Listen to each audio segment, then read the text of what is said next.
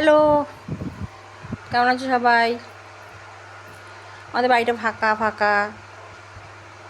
কালকে সন্ধ্যাবেলা মান্না গেছে দীপুর বাড়ি, মানে আমার মাসির বাড়ি। ওখান থেকে দীপুকে নিয়ে আর সকালবেলা দমদম থেকে চলে গেছে বাগডোগরা। বাগডোগরা থেকে ওরা বাই কার চলে গেছে কোচবিহার, রাজবাড়ি দেখেছে, ঘুরেছে। তারপরে গাড়ি করে সেবক হয়ে ওরা পাহাড়ে উঠে আবার নেমে মানে খুব এনজয় করেছে। দীপু তো খুব ভালো লেগেছে বললো। যাই হোক, আমার তো বিচ্ছিরি লাগছে আজকে, ফাঁকা ফাঁকা, একা একা একা লাগছে। মা টিভি দেখছে, আমি মোবাইল ঘাঁটলাম, কেউ আসেনি। সকালবেলা ওরা রান্না করতে এসেছিলো, কাজ করতে এসে ওদের সাথে কথা বলি আমি। আর মিনমিনু এসেছিলো একবার,